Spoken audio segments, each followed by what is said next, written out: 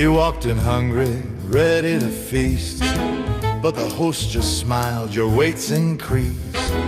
He tapped his foot, his patience thin. Then they offered a table way down within. Down the stairs where the fires glow, but a starving man goes where he's told to go. He wanted dinner fast, no time to chill, so he took a seat at the bottom of the bill. Welcome, friend, to the lower level thrill, where the check comes last and the heat comes still. Sure hope that table's worth the wait. Oh, it is.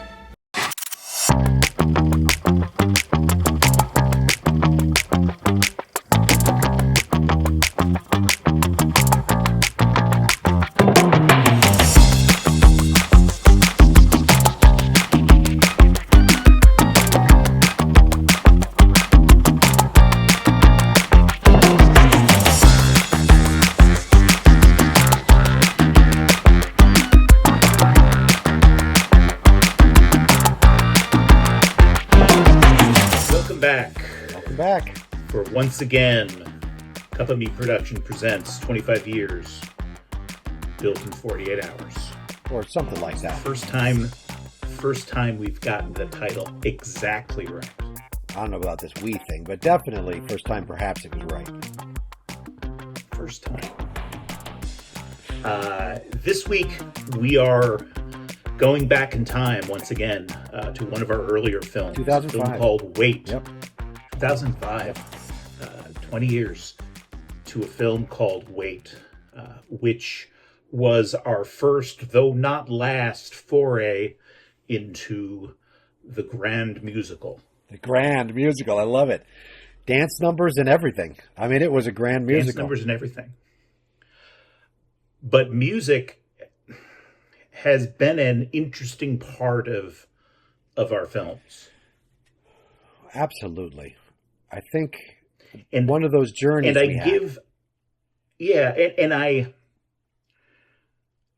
give you a lot of credit for that. So this is it. This is the one thing I get credit for, which is fair. This is it. That's a good. I'll take it. But I remember early on, you would be very focused on the audio of the film. How does it sound? And which meant we always had great dialogue recording.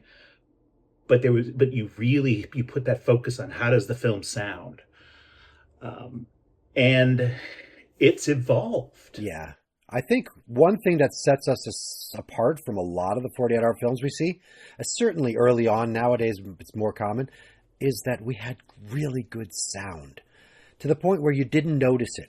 Right, I'd go into these screenings and I would watch these films one after another, and I would listen and hear it was a bad sound, and for us, you didn't notice the sound, which meant it was perfect. And what's interesting watching them 20 years later is they still sound great. They don't look great. Yeah, technology and other things have really changed. Our lighting has changed. I mean, all the things go into it that have changed. Our technique, the cameras. Oh my God, the difference in cameras. Well, standard definition versus high definition. Yeah. Yeah. You forget. But the music that we've used has really evolved. When we first started doing this, I don't know where we got music for those films. I don't know either. No clue. Yeah. It was before the advent of stock media, yeah. Or at least online stock media, which is where we kind of got into. We're both from a musical background, so we've been able to, as we did with this film, very often come up with and write and record music for our films. Yeah, I think that, like I was saying about sound, music should augment and not distract. And I think we have done a great job of that. early on, like you said, we would have snippets and stuff of things, or we used, for example, Beaver. We used somebody's recorded footage, a band or an otherwise. And then we had a short stint there where we had a very accomplished composer who we actually worked with for like distortion, right? David Libby, fantastic. And then we turned into stock music for a lot. And then it's gotten in a little bit into where you're actually making the score now. We're actually composing the score, or at least augmenting other bits for the score. So it's a journey, and it's been a focus, and it's been a good focus for us because it has made a difference. We have won best music, best soundtrack a couple times, and that matters. It matters to the audience. So Yeah, 100%. And this was really our first try at it. Yep. Once again, probably more ambitious than we should have been. always. Yep, I remember the night. I remember the night we were out there picking the thing, and you're like, "We're going to do a musical no matter what." And you're like, "Yeah, we're going to do a musical no matter what. And whatever we've got, it's going to be a musical." And that's what it was. And I think it holds up, but we shall see in our watching of. Wait.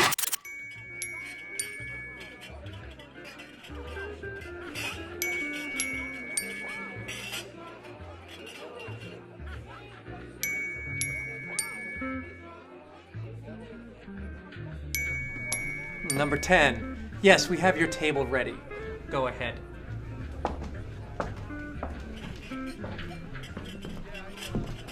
What's going on? May I see your ticket reservation, sir? The set that was used for this film. Yeah, the set. As we've done a few times in our history, this was your house in South Orange, New Jersey. Yes. It was a beautiful, beautiful colonial, 1940s colonial, and it was, we transformed it many times into many things. You'll see, you would not know that almost all this was in one room, where the maitre d' was the same thing, and the same area as where we had a later sequence. That house, but just the drapery, right. I mean, Yeah. that is doing so much of the lifting of turning this into a fancy restaurant's lobby. Absolutely. So, and that house had, but besides the obvious bonuses, it had a lot of, I had extra curtains and various things from other aspects that we utilized in this one, as well as a bunch of fancy stuff that you'll see in the end that made it really, really work. Reservation ticket? I never even heard of... I don't have one. Check your pockets, sir. 142. I won't be calling your number for quite some time, sir. Please feel free to have a seat, sir. I'm so hungry. Isn't there any way you can get me in sooner? There's nothing I can do, sir. You need to wait. Wait. Take a load off, fella, slow down. You should do what I tell ya. Good things come to those who wait. Sit on down while I elucidate, oh yeah. Things need to come at their own sweet time. Listen to the man while he sings you some rhyme. Hey. Oh, awesome. This was a grand musical. This was a grand musical. I remember writing this song, right? You came in with that fantastic, repetitive piano line, right? You said, Eric, go work on the song. And so I went and I worked on the song. I wrote the lyrics, and then I wrote the music, and then it worked well, I thought. I was like, well, this works out. I should just do this more often. What I've somehow forgotten is not only did we write that song Friday night, Yeah, Friday night. probably. Yep. Mm-hmm. I wrote it Friday night. We Yep. had to then record all the vocals before we could film. because this required a playback Yep. for them to sing along to. Yep. Yeah, that was fun. It's yet again in our grand scheme of bigger, bigger, bigger. Go cup of meat, go bigger, more. It's again probably the height of our naivete about what we could not do, and so Well, we couldn't why not do. go bigger? Hey, I see you're new here, buddy. Slow down. I think you'll be a quick study. Patience is a virtue and haste makes waste. So let it happen natural and you'll like what you taste. You'll get just what you deserve. Wait is the key word. George Livingood, who's is a absolute regular in our films.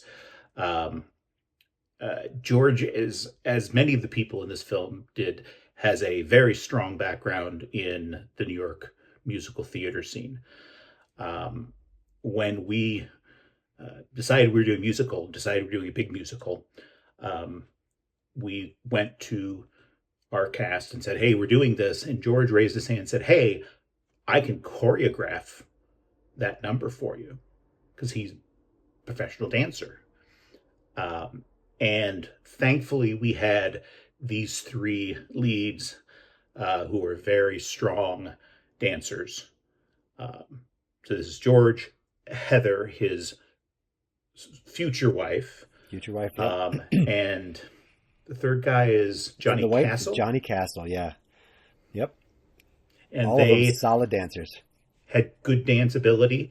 And as we'll see in a few minutes, that wasn't true of everybody, but it was true of them.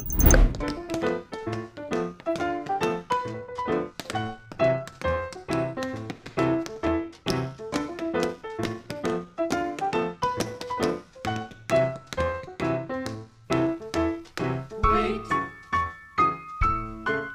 Just wait. Wait. Just wait.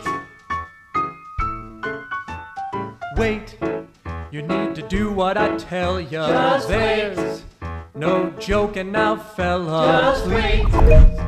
As I mentioned, we were very lucky to have three very talented dancers. Absolutely.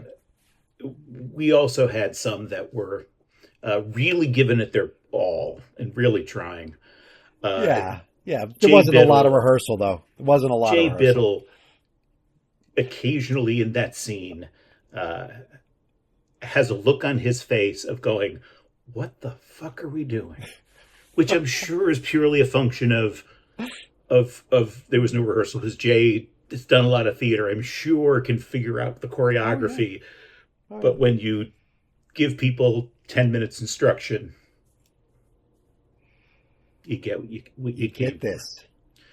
The other thing I want to point out about this shot, especially in juxtaposition to those original scenes that we watched, you notice a big difference in look to it. Mm-hmm. We had a bit of a technical snafu, Sure did. unlike any we've had before or since. Yep. My Canon GL2 became inconsistent. It kept shutting down. And I'm like, okay, what do I do? And I thought, oh, well, I'll call a friend, phone a friend. And Alex Tombrakis Weiss had a fantastic Sony Handycam, but we'd never used it before. And she came on over and let us borrow it for the rest of the weekend. Happy to let us use it. And it saved the day. Because, made the difference. And I recall having no clue of how to actually use it. And so focus was not always quite good. Exposure was always a little off. But it was better than the alternative of having nothing to film with. You couldn't fix it all in post.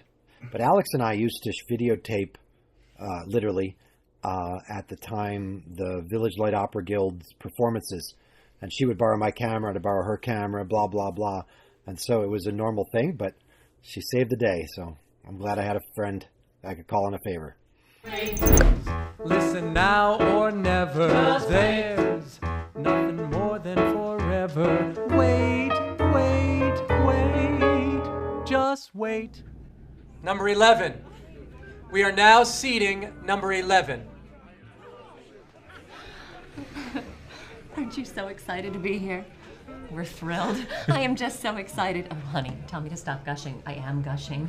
But we're newlyweds. Can you tell? I am just so excited to be here. We're on our honeymoon.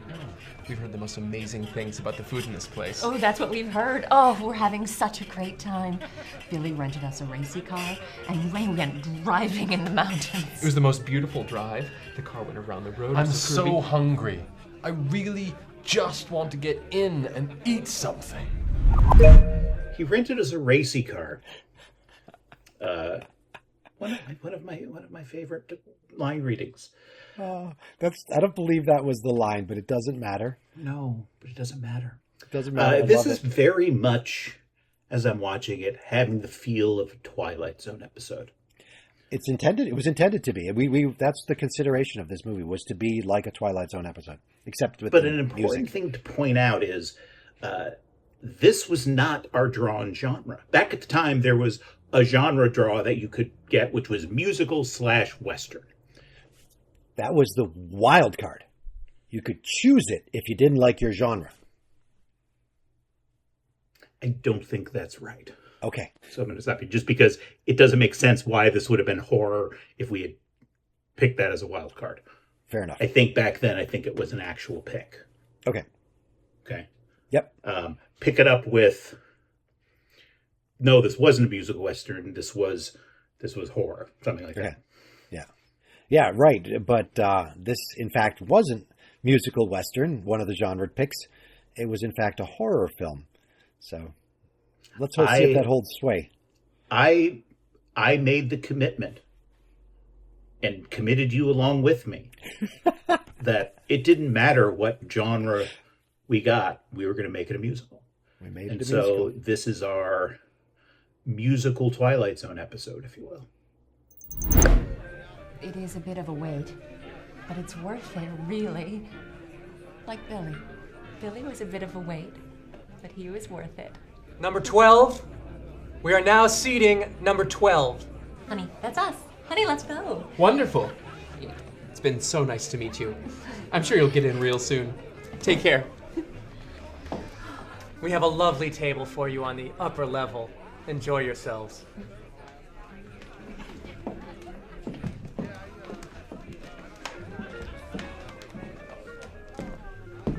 Please, sir, there must be something you can do. I can't stand waiting here like this. I'm so hungry. I'd give my right arm to get in. There must be something I can do to get a lower number. I'm sorry, sir. There's nothing to do but wait. Honey, would you like to come sit by me? I think I have a butterscotch in here somewhere. How long have you been here? It's so frustrating, just the waiting. I don't mind it so much. People here are so interesting. Mr. Simon's polite. So the Mr. Simon, who's George playing the Major D, was obviously the required character. And I often look back and sometimes with these films and wonder, what was their assigned job descriptor? Because I'm sure it wasn't Maitre d', but we're very good at twisting it. It's like, yes. It's like, it's not a maitre. No, he's not a maitre d'. He's a helper. Something. He's a helper. Was actually a descriptor in one of the films. That's very broad. Yeah, I like it. Patty Shea playing the fantastic conciliatory patron. I love it. Patty was a return player in a few of her films. What was great about Patty is she would also cater. Oh yeah, the film sets. I don't mind waiting one bit. Waiting like this makes my skin crawl. It's the one thing I just can't stand. Relax. Let's have a nice long talk. He got what he deserved, that motherfucking partner of mine. Did you hear what I said? And I'd do it to him again. If that's what it takes to get 1 million, then that's what it takes to get 10 million. Did you hear what I said? I'm sitting right next to you. I can hear you. How long have you been here? I'm so hungry. What are you, a pussy? This is another film that has a lot of unnecessary cursing. Absolutely. Unnecessary. But we wanted to make sure it was clear that he was a bad man, right? And I think it could have been more subtle, no doubt. But I think it came across he definitely was a bad man. With lots of cursing. With lots of I'm not cursing. against cursing. We've gotten specifically. very good at use of cursing. In these early films, it's a little heavy-handed. Oh, yeah. Yeah, it comes across stilted. It comes across weird. I can tell you never stepped on somebody's throat to get something done. Are you listening to me? That's how you get anything done. Are you listening to me? You ought to try to learn something. Open up your ears and learn something. Jesus, what an asshole. Stay away from him. It's not like you. Just stay away.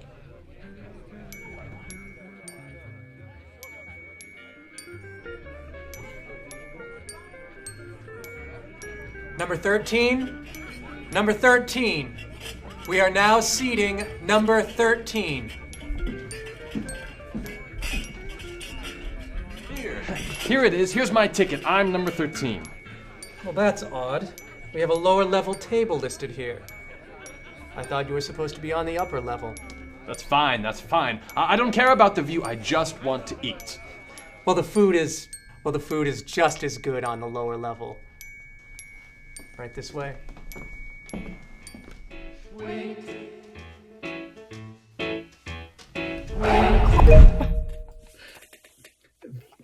That was some very sophisticated motion picture making there. Sophisticated. That was your car? Yeah, that was my 75 Porsche 914. I forgot that was in this movie. And we had a roll of blue screen that we just pulled across the top of the visual frame. Mm-hmm. And they pretended they were driving. They pretended. Wait. Wait. Wait.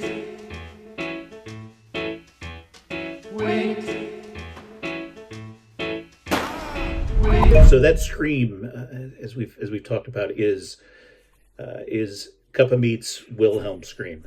Absolutely, which is the only piece of content left from Reaction 4, our lost film, or maybe our lost film that's been found. But stay tuned. Wait, wasn't that what I told ya? Now you think you'll get what you wanna. Wait. And there's your lovely wife, Michelle, pulling the plug. Pulling the plug on Donald. He wasn't going to make it anyway. She was sure of it. Plus that life insurance money was right there, ready to go. But I've got to say, your wife is definitely a method actress. And I think that to really get into this, I'm pretty sure she was imagining this was you. I'm pretty sure that's accurate. That's why it was real. Because she could feel that it wasn't all sadness. It was mostly happiness. Amazing performance by Michelle Hertzler. Sad.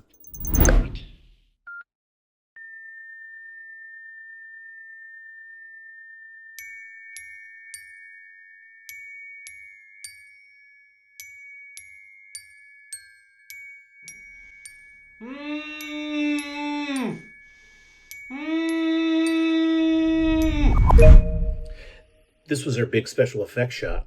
Absolutely. Ooh. This was a bear to do. Back then. There was no consumer available tracking. Nope. It was frame by frame. Yep. Going in. I probably exported all the frames even and did it in Photoshop. And carefully edited out the mouth. It's clear what it's going on, but it doesn't look terribly good.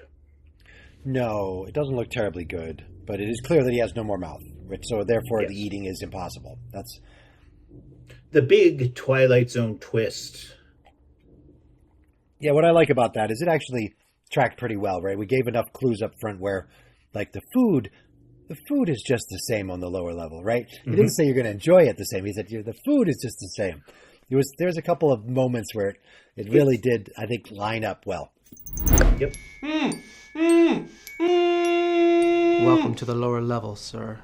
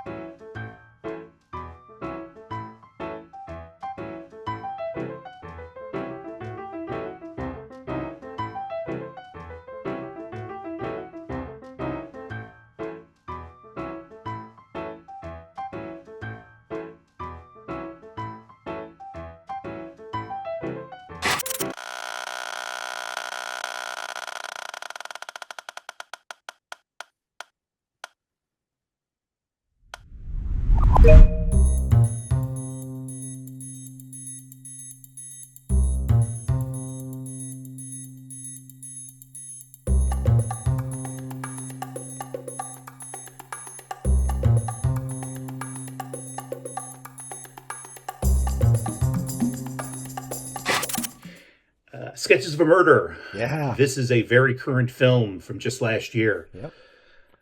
Yep. It's sort of AI generated in many ways. A lot of bits. It is both. Yeah. It is both AI assisted. Yeah, that's fair. As well as being our social commentary on AI. It's a meta film. One of our meta films. We have a few. This is one of them. It is. Mark Zuckerberg, I think, is expecting to have an appearance in one of them pretty soon. I'm not holding my breath on that one. He's a handsome motherfucker. He's handsome. He like wears the chain, like the gold chain outside his t-shirt. He's one of those guys. Someday I hope to be that. Those guys are cool. But please follow us on Instagram. And Facebook. Like us on WhatsApp. And Facebook.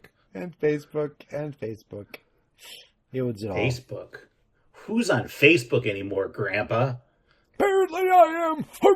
I'm on the Snapchats. Snapchats.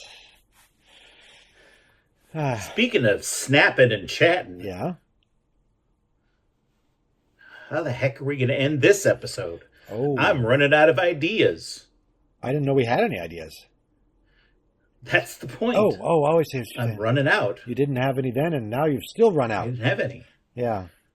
I don't know. That's marketing language. See, you don't want to say that you're out of them. Yeah. When you're out of them. You just want to say you're running out. You're running out. If you say you're out, then they're not going to come into the store. That's right. We're running You want to get them in the store, disappoint them in the store, then they'll buy something else. So practically bait and switch it. Exactly. I love it. That's fantastic. So, this is not only one of the endings where we're running out of ideas, we've also got a clearance going on in aisle 12.